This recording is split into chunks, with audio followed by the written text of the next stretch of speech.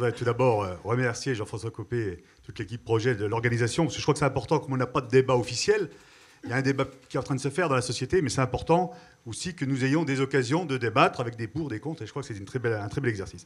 Moi, je voudrais très rapidement dire pourquoi, à mon niveau et au niveau de l'entente parlementaire pour la famille, qui aujourd'hui regroupe 217 députés et sénateurs, nous sommes opposés à ce projet. C'est pour trois raisons. Le premier, c'est par rapport au mariage. Pour nous, le mariage doit rester fondé sur l'altérité sexuelle. L'altérité sexuelle, c'est effectivement reconnaître qu'un homme, c'est différent d'une femme, une femme, c'est différent d'un homme. On constate aujourd'hui qu'il y a un déni de cette réalité biologique. Ça ne veut pas dire qu'il ne faut pas s'interroger sur les injustices, les inégalités, les discriminations qui peuvent exister. Effectivement, ce n'est pas normal qu'à responsabilité identique, une femme gagne 15, 20, 25% de moins qu'un homme. C'est très clair. Mais par contre, ce n'est pas en niant la différence qu'on va régler ces problèmes-là. Et pour nous, dans le mariage, il y a cette altérité sexuelle parce que l'homme et la femme sont complémentaires. Ils sont complémentaires dans la procréation, ils sont complémentaires dans l'éducation, ils sont complémentaires dans toute la vie. La deuxième raison, c'est au niveau de la filiation, de la parenté. Je crois qu'on fait une grande confusion aujourd'hui parce qu'on ne parle que de la parentalité, c'est-à-dire de la capacité à élever un enfant. Et là, effectivement, les fonctions de parents peuvent être exercées par un couple homme-femme, par deux hommes, par deux femmes, par un homme ou une femme tout seul, on le voit bien, même si c'est plus difficile, mais c'est tout à fait possible. Mais la parentalité, ce n'est pas la parenté.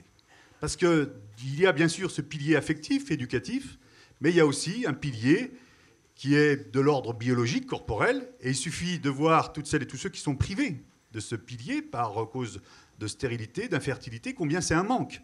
Alors bien sûr, il y a des solutions de palliatives qui existent, qui sont encadrées par la loi, mais on ne crée pas volontairement une situation. Et je crois qu'il y a bien trois piliers dans la filiation, le pilier biologique, corporel, le pilier affectif, éducatif, et le pilier social, juridique, où la société reconnaît l'union et reconnaît ensuite la filiation. Et le schéma qui convient le mieux, ça que chacun le ressent, c'est quand il y a les trois piliers.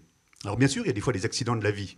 Les accidents de la vie qui font que le pilier corporel, biologique n'existe pas. C'est les cas de stérilité. Le pilier affectif, éducatif est mis à mal. C'est tous les cas de violence sur les enfants. Et là, le devoir de l'État, c'est de retirer d'ailleurs les enfants des familles pour les placer dans des familles d'accueil. Mais on ne fait là que de réparer des situations.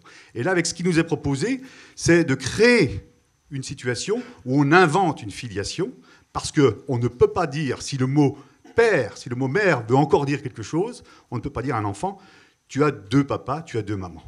Il va être élevé par deux hommes, ça existe, c'est pas interdit. Il va être élevé par deux femmes, ça existe, c'est pas interdit. Mais le mensonge, et un mensonge d'État qui va dire, c'est dire à un enfant, tu as deux papas. Ou alors le mot papa ne veut plus dire ce qu'il veut dire avec, et le mot maman également, la parenté, c'est-à-dire à la fois la paternité et la maternité. Et le troisième point, je crois qu'il y a derrière tout ça deux conceptions de la famille. C'est pour ça que ça va au-delà du mariage, c'est bien la question de la famille. Il y a celles et ceux pour qui la famille, c'est un lieu de l'épanouissement. L'épanouissement de chacun, qui permet effectivement de trouver sa place dans une famille, d'être accueilli, d'être élevé.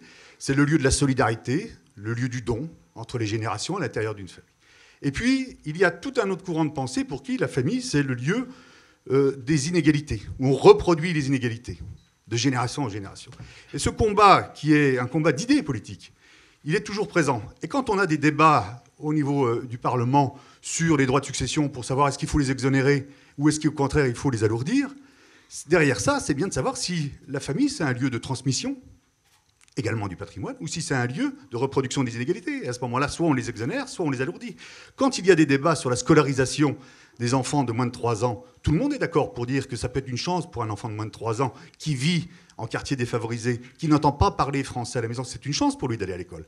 Mais de se fixer comme objectif au niveau de notre société d'avoir le taux le plus élevé d'enfants de moins de 3 ans scolarisés, c'est autre chose. C'est effectivement prendre les enfants pour éviter une reproduction d'inégalités. Alors, bien sûr qu'on sait que c'est à la fois les deux. C'est un lieu d'épanouissement et c'est un lieu également d'inégalité. Mais après, il y a des choix à faire et de dire oui, est-ce qu'on fonde notre pensée politique sur la famille en tant que lieu d'épanouissement et on fait tout pour, ou est-ce qu'au contraire, on cherche à combattre la famille? Donc c'est pour ces trois raisons, en tout cas, qu'à mon niveau, puis au niveau de l'entente pour la famille et puis de nos groupes politiques, nous serons très majoritairement contre ce projet de loi. Merci.